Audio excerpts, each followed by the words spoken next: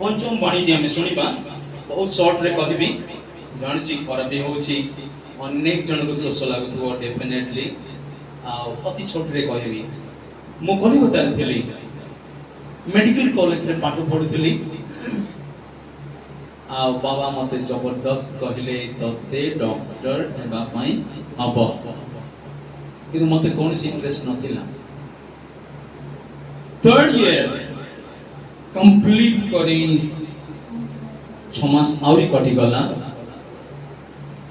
आ जेतेबेले म पढुतली सेतेबेले मते बहुत इंटरेस्ट गोटी विषय रे थिला मेडिसिन मेडिसिन गुडा को बॉडी रे किपरि कार्य करे को जगह रे केतेबेले को मेडिसिन दिया जाए सेरा मते जानियो बहुत इच्छा थिला आ सेई जो ज्ञानटा आजी मते ईश्वर व्यवहार करचंती तांकर वाक्य द्वारा प्रकाश करिवा पाई यीशु कहिले मते तृषा लागुची जोडा कि आपण माने पाइबे जोहन ताहार 19 पर्व 28 पदर शेष रे लिखा जाए मते तृषा लागुची यीशु कहिले मते तृषा लागुची जेतेबेले प्रभु यीशु जंत्रणा मध्य रे यात्रा करूचंती भारी क्रूशटा को उठाउचंती आ जेतला भारी क्रूश को से उठी उठी चलछन से पड़ी जाउछंती बारंबार पड़ुछंती एवं पड़ी जीवा समय रे तांको आउरी माडो बाजुची चाबुक माडो जघन्य कष्टकर कथा सेतबेले जेतबेले से क्रूश को उठै पारु नाहंती आउ सेतबेले सेई लोक माने जो माने चाबुक मारथिले रोमियो माने से माने गोटे लोक को कहले जान बाइबल भी लिखा अछि डिटेल लिखा अछि बाइबल रे जे कुरुनिया जोहन सॉरी सिमोन को से माने अनुरोध की थिला ए लोकटा ए सिमोन कुरुनिया से की थिला जे कि प्रभु यीशुंकर क्रूस को उठे गला बाकी दिन गुडा करे बाकी यात्रा रे ए लोकटा थिला अफ्रीकार गोटे कला लोकटा अफ्रीकार गोटे कला लोकटा जे कि यीशु को जानि नथिला एई लोकटा को से माने मनोनीत कले क्रूसटा को उठे के चालिबा पाई अब से तबळे एई कुरुनी सुमन मते छोटा छाटो बाजी ची चाटा यीशु को पाई जने विजातीय यीशुंकर क्रूस को उठेला काहे कि जिहुदी माने कोन पळेले से भीतर जणे कि जिहुदी मिललानी जे प्रभु यीशु को क्रूस को उठे पारिबो बोली जणे कि जिहुदी अनुमान कलानी जे मु आजि प्रभु यीशु दारे एते साहाय्य पाइची ताकर क्रूसटा को हम टिके उठे के नै जिबी गोलगोथा पर्यंत जणे विजातीय को बचा गला यीशुंकर भारी क्रूस को उठे नबा पाए केर भाग्य आजी हमें विजातीय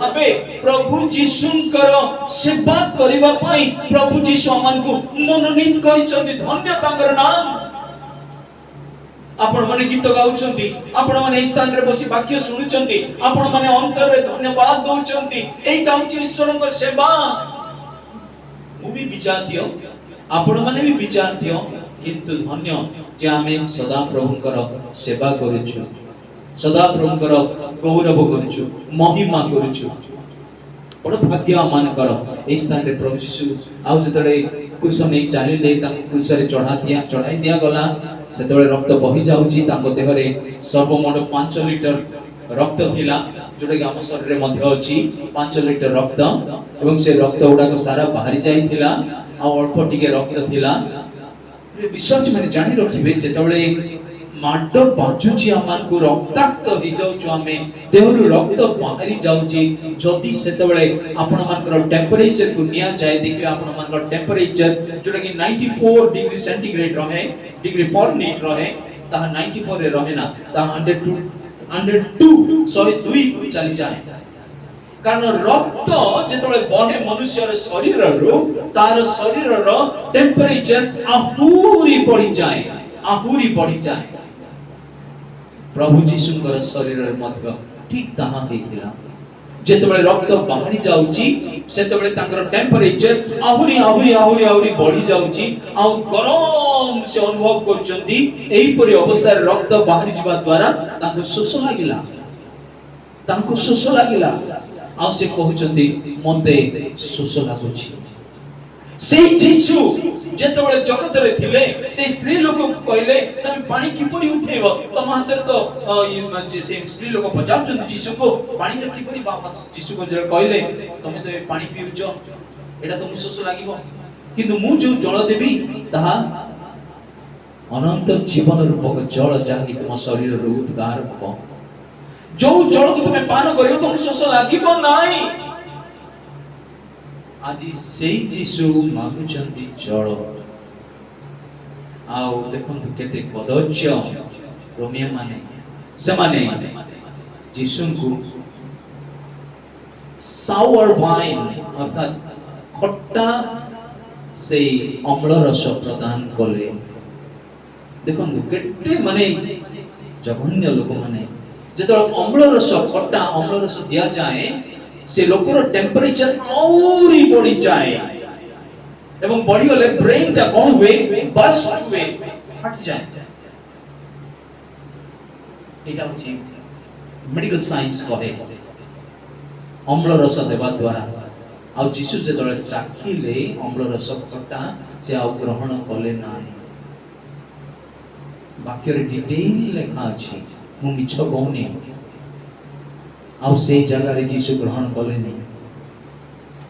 प्रिय प्रभु जीशु आम पाई तृषा सहिले, जेपरि आमे से तृषा को अनुभव करिवा नाही, जेपरि आमे से प्रभु जीशु द्वारा दत्त से जल जाकि केबे शोष लागिबनी इटर्नल जल आमे पान करिवा। से आज भी दउछन से जल जेतବେଳେ आमे पान करिवा हमको आउ तृषा लागिबनी।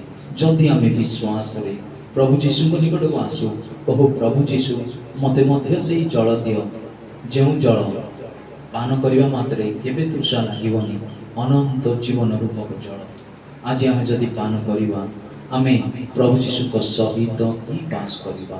आज प्रभु आशीर्वाद करंतु प्रत्येक को प्रार्थना रे तांगो पाद तल को आसी से अनंत जीवन रूपक जल पान करिवा। धन्यवाद। षष्ठ बाणी शुणा। षष्ठ बाणी होछि योहान 19 अध्याय 30 पद। सेथिरे यीशु सेही अम्ल रस पान करी कहिले समाप्त हैला। जेतेबेले पंचम बाणी रे यीशु कोन कहले मते तृषा लागुछि। लोक माने जो माने से तृषा तळे अछंती, जो माने तांको पाखर अछंती, यीशुଙ୍କର मृत्युर अपेक्षा करिसंती, से माने ताको अम्ल रस देले। तापर यीशु सेही अम्ल रस पान करी षष्ठ बाणी कहउछंती समाप्त हैला। कोन कहले समाप्त हैला। ग्रीक भाषा रे याको तेतेलेस्ताई ग्रीक भाषा जार अर्थ मते जो दायित्व दिया जाइछि ताहा समाप्त करि सारिछि। हालेलुया। अर्थात मते दिया जाइथिबा कार्य मो समाप्त करिछि। गोटे ट्यूशन पिला गोटे स्कूल पिला होमवर्क दिया गला, ताको पचरा जाए होमवर्क करिछु, से जदि करि सारिछि कोन कहबो हां मो करि सारिछि। गोटे कार्यकारी को गोटे डेली वेजेस लेबर प्रति माने मूल्य को ताकू जदि हमें कहबा ए काम करिवो तो एति की टंका नेबो, ताकू हमें काम जते बेले संध्या बेले डाकुछु, संध्या बेले काम सरिला तो करिछु, जो काम देखा जाइतिला कोन कहबो मो करि सारिछि। ठीक सेमती यीशु को पाए जो कार्य समर्पण करा जाइतिला, परमेश्वर यीशु को जो दायित्व दैथिले, यीशु कहछन्ती ताहा समाप्त होइछि। या समाप्त होइछि। तुमे मते जो कर्म करिबा को देइछ ताहा हम समाप्त करी पृथ्वी तुमको महिमान्वित करियछि। हालेलुया। समाप्त हला। It is finished. It is finished. अर्थात यह समाप्त हला। कौन समाप्त हला? यीशु कहले हे पिता तुम्हे मते जहा करिबा को देइथिलो, जहा करिबा को कहिथिलो ତାହା ସମାପ୍ତ କରିଛି।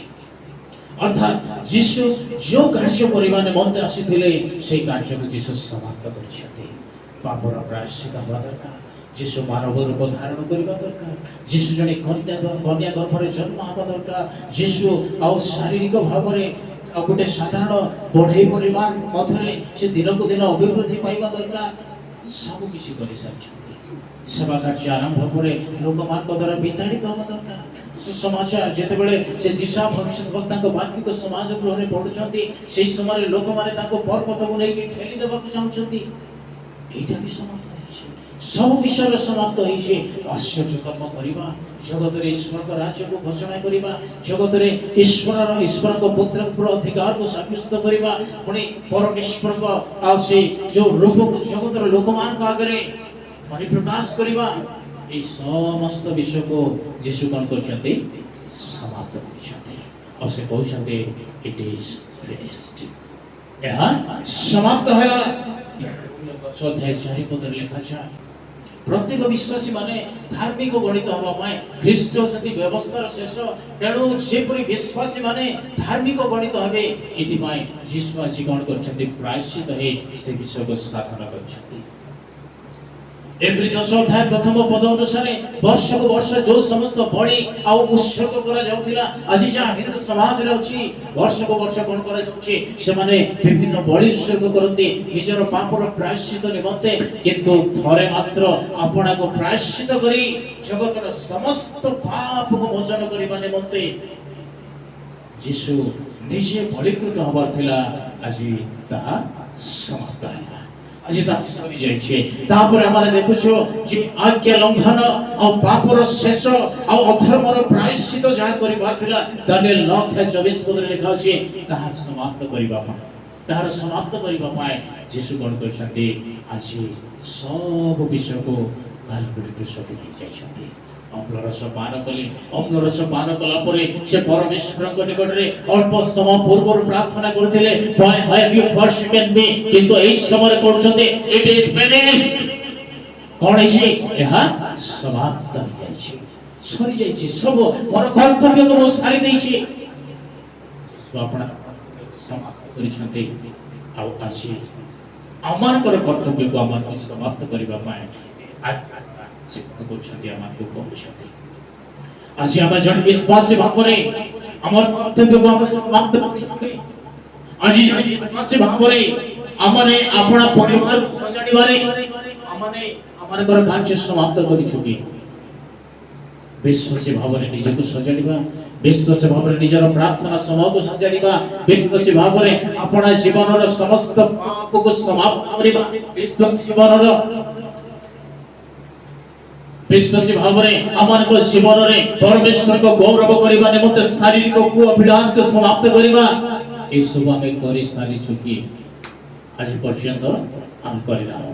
କିନ୍ତୁ ଆମମାନଙ୍କ ସମ୍ମୁଖରେ ଆଜି ଯୀଶୁ କ୍ରୁଶରେ ରହି କହୁଛନ୍ତି, ମୋତେ ଦିଆଯାଇଥିବା କର୍ତ୍ତବ୍ୟକୁ ମୁଁ ସମାପ୍ତ କରିସାରିଛି। ଆଉ ସେ ଚାହାନ୍ତି ଆମେ ମଧ୍ୟ ଆମମାନଙ୍କର କର୍ତ୍ତବ୍ୟକୁ ସମାପ୍ତ କରିବା। ଆମେ ବର୍ତ୍ତମାନ ଈଶ୍ୱରଙ୍କର ଇଚ୍ଛା ଅନୁସାରେ ଜୀବନ ଯାପନ କରିବା ପାଇଁ ଆମେ ଆପଣାକୁ ପରମେଶ୍ୱରଙ୍କ ହସ୍ତରେ ସମର୍ପଣ କରିବା।